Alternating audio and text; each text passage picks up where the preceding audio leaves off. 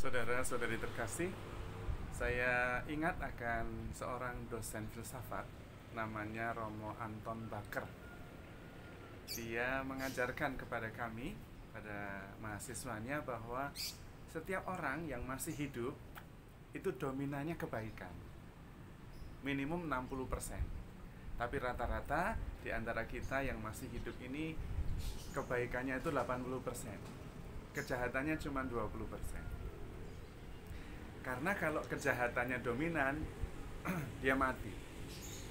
Misalnya kejahatannya 40%, maka dia bahkan dengan dirinya sendiri pun jahat.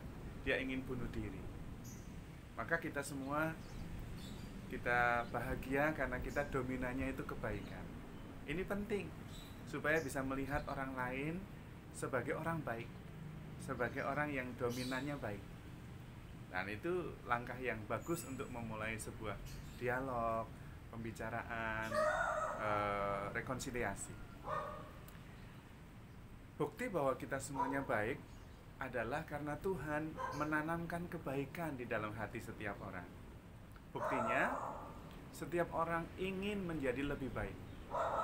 Kita semua pasti ingin lebih baik. Kalau bisa, hari ini lebih baik dari kemarin, besok lebih baik dari hari ini. Terus kita selalu menginginkan kebaikan, ingin lebih baik, ingin lebih baik. Dan yang menarik, Tuhan meletakkan masa depan itu penuh pengharapan. Melalui Nabi Yeremia, Tuhan mengatakan, "Aku menyiapkan bagimu masa depan yang penuh harapan."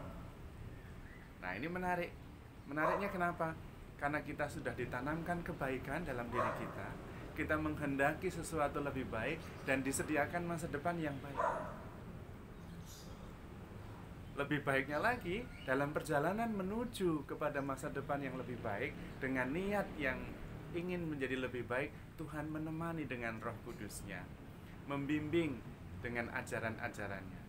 Maka sudah ditanamkan kebaikan, menghendaki kebaikan, ditemani dalam perjalanan menuju kebaikan, dan disediakan masa depan yang penuh pengharapan. Maka kita percaya bahwa kita semua pasti akan baik-baik saja. Bahkan kita akan menjadi lebih baik bersama Tuhan. Dan Tuhan sendiri mengatakan, "Jadilah sempurna, sebagaimana Bapamu yang di surga sempurna." Itu artinya bahwa kita semua harus mengakui bahwa saya belum sempurna, teman saya juga belum sempurna, sedang menuju kesempurnaannya.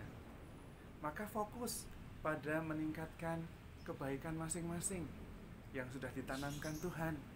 Tidak usah pusing dengan kelemahan orang lain, tapi sama-sama, saya belum sempurna, oh dia juga belum sempurna, kita sama-sama sedang menuju kesempurnaan. Mari kita bersama-sama mengejar kesempurnaan sebagaimana Tuhan kehendaki. Hendaklah kamu semua menjadi sempurna seperti Bapamu di surga sempurna adanya. Dan ini bagus sekali. Itu berarti bahwa kita menjalani hidup ini fokus pada kebaikan kita, makin lebih baik, makin menjadi lebih baik, tidak fokus pada keburukan orang lain.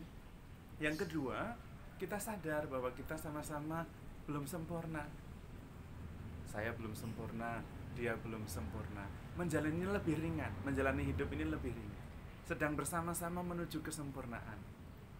Dan kita juga ditemani oleh Tuhan, dibimbing dalam perjalanan menuju kesempurnaan kita masing-masing.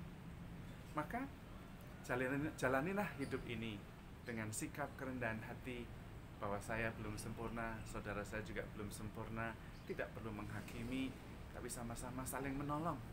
Dan percaya bahwa dia baik, dominan, saya juga dominannya baik. Pelan-pelan menuju kesempurnaan kebaikan. Apalagi Tuhan sudah menyediakan masa depan yang baik, menanamkan kebaikan dalam diri kita, dan menemani dalam perjalanan menuju kebaikan itu. Maka bergembiralah, bersukarlah, bersukarialah, dan tetaplah bersama dengan Tuhan. Mengikuti bimbingan Roh Kudus menuju kesempurnaan seperti yang dikehendaki Tuhan. Tuhan memberkati.